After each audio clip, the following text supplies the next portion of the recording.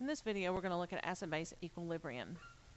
And you should remember from general chemistry that there are two types of acids. One is a strong acid, and one is a weak acid. That's just two basic types. Your strong acids have 100% ionization.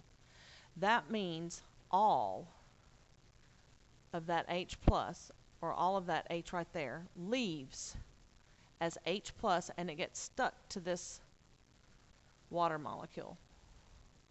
And it's going to make H3O plus over here. So 100% of it is converted into H3O plus, which is called hydronium. Hopefully you remember that. Hydronium ion and chloride ion.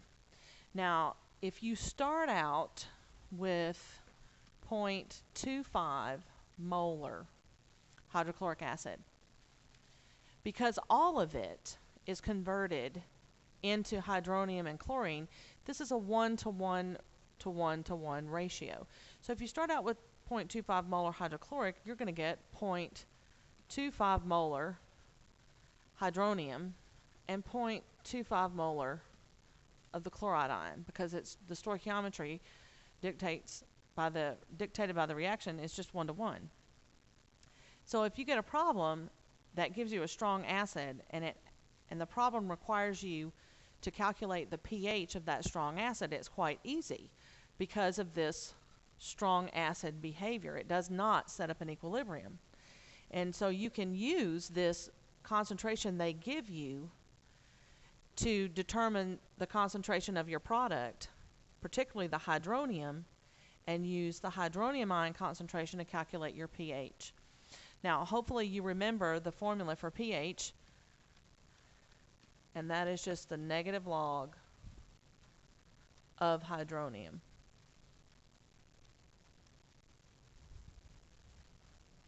So when I go to calculate my pH, that's what I'm going to do. I'm just going to put in my concentration of that hydronium. So my pH is going to equal negative log of 0.25. And that's going to give me 0.60, pH of 0.60, which is a very low pH. That makes sense because this is hydrochloric acid, and hydrochloric acid is a strong acid with all of that 100% ionization, so you have a lot of hydronium, and hence you're going to have quite a low pH, a lot of acid behavior. Now, the weak acids are a little bit different. Weak acids set up an equilibrium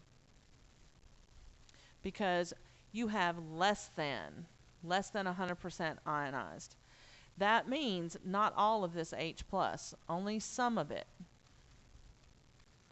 Only some H plus attaches to water and becomes hydronium.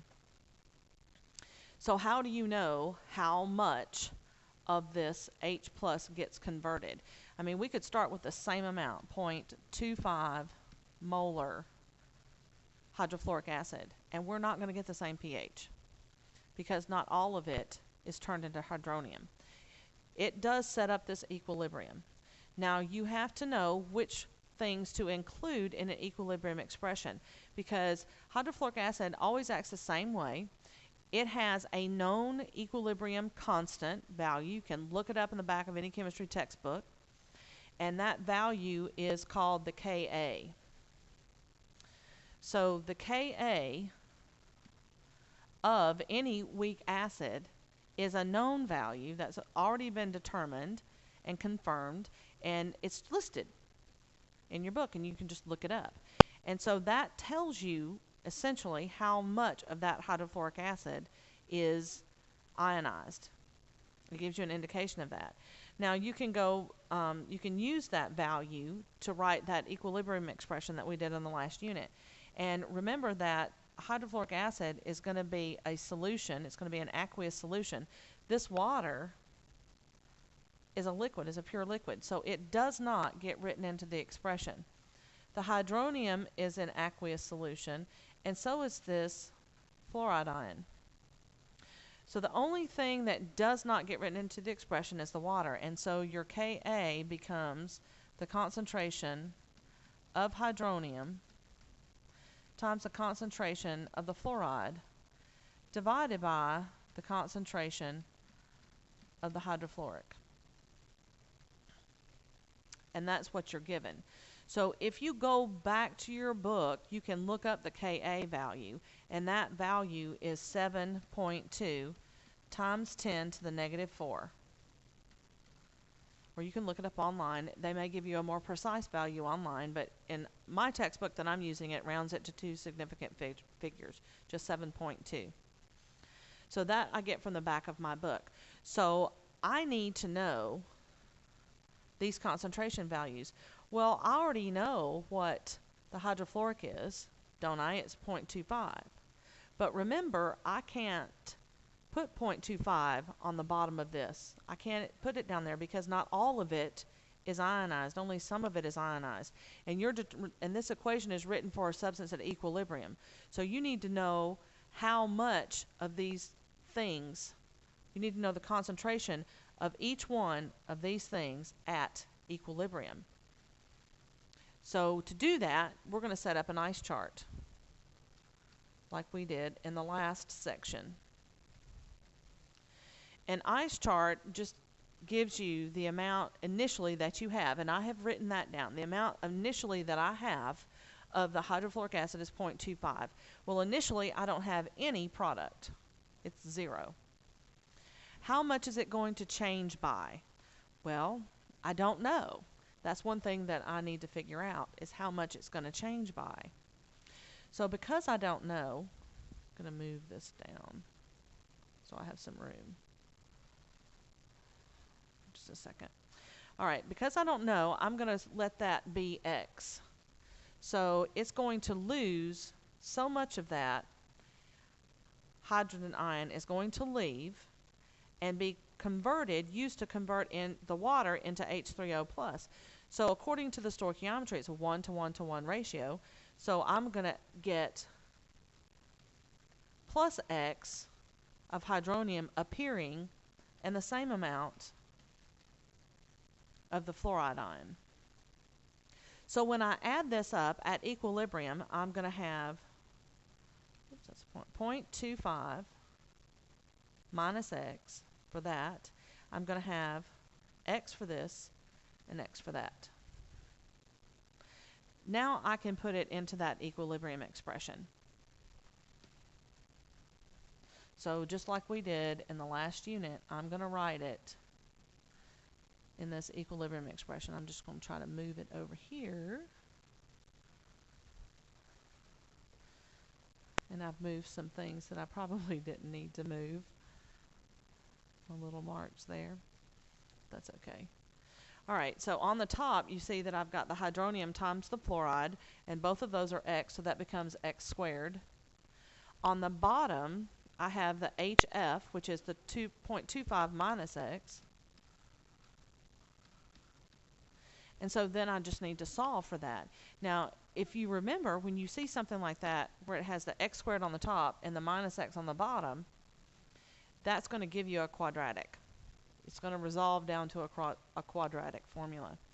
Now, what the neat thing about equilibrium is, if you have a pretty big difference between your initial concentration and the magnitude of your Ka or your Kb, you know, the Ka just stands for acid, a Kb would stand for a base.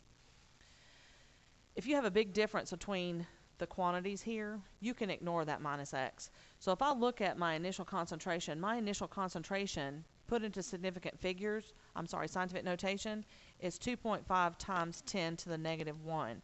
So that magnitude, that negative 1 and the negative 4, that's a huge difference between the two. That means if I were to use a quadratic formula, X would be so small that it would not change that initial concentration by much. It's not going to change it by much. It would just be rounded off. So when you have a big difference like that, when Ka's or K values are negative 4 or less, you can take that minus X and just get rid of it. You don't have to include it in the equation. And when you do that, you will rearrange this equation and just solve for X. So you would get X squared is going to be equal to 7.2 times 10 to the negative 4 times 0.25, and then you're going to take the square root of both sides. And so I'm going to do that in my calculator and see what x is going to be. And you can do it along with me. 7.2 times 10 to the negative 4 times 0.25. And the square root of that is 0.0134. And I just have to list it to 2 significant digits. So that's what that concentration is. So that means your hydronium concentration is 0.013, and so is your fluoride ion. On the next slide, I'm going to take that. Actually, I don't even have to go to the next slide. I think I have some room here. Let's do the pH now. Because I have the hydronium ion concentration, my pH is going to be equal to the negative log of 0.013. And so I just use my calculator to do that. Negative log 0.013, and that's 1.886, so I can round that to 1.9. And you can see that the pH of this weak acid is 1.9, where the same concentration of a strong acid is much lower at 0.6. So whenever you need to figure out the concentration of a weak acid, you have to do your ice chart and figure out your equilibrium concentrations.